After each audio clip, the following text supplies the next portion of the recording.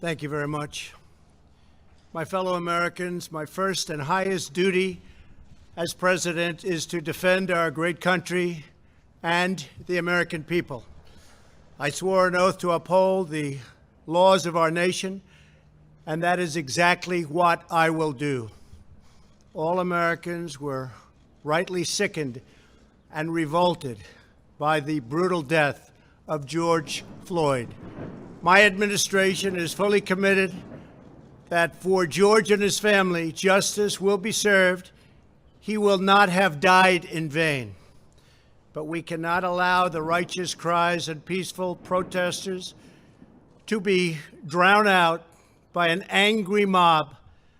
The biggest victims of the rioting are peace-loving citizens in our poorest communities. And as their president, I will fight to keep them safe. I will fight to protect you. I am your president of law and order and an ally of all peaceful protesters.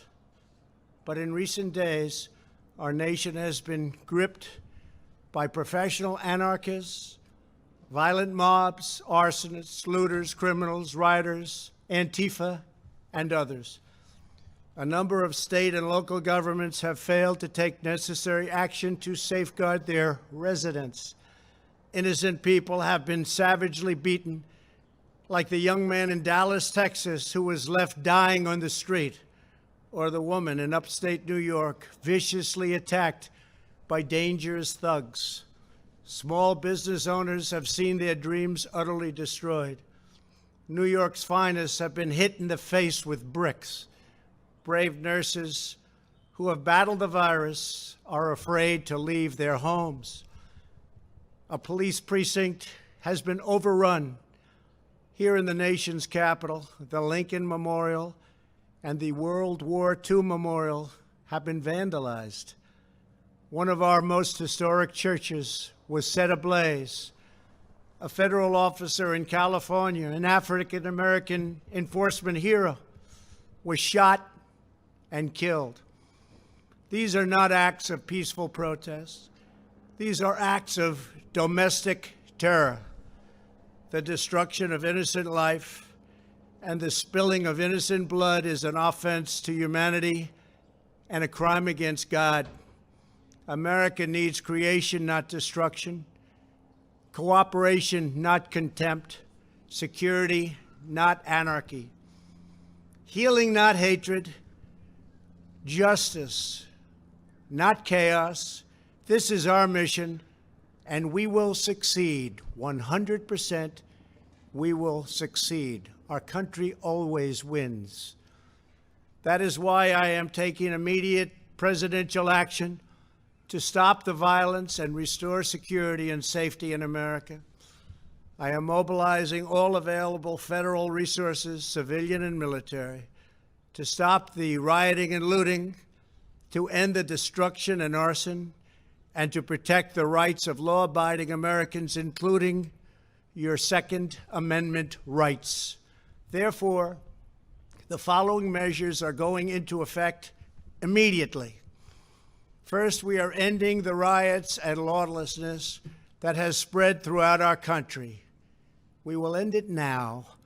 Today, I have strongly recommended to every governor to deploy the National Guard in sufficient numbers that we dominate the streets. Mayors and governors must establish an overwhelming law enforcement presence until the violence has been quelled. If a city or state refuses to take the actions that are necessary to defend the life and property of their residents, then I will deploy the United States military and quickly solve the problem for them.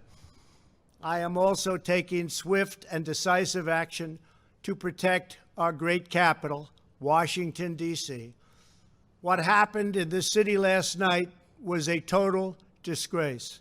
As we speak, I am dispatching thousands and thousands of heavily armed soldiers, military personnel, and law enforcement officers to stop the rioting, looting, vandalism, assaults, and the wanton destruction of property.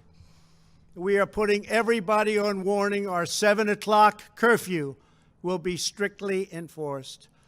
Those who threaten innocent life and property will be arrested, detained, and prosecuted to the fullest extent of the law. I want the organizers of this terror to be on notice that you will face severe criminal penalties and lengthy sentences in jail. This includes Antifa and others who are leading instigators of this violence. One law and order, and that is what it is. One law. We have one beautiful law.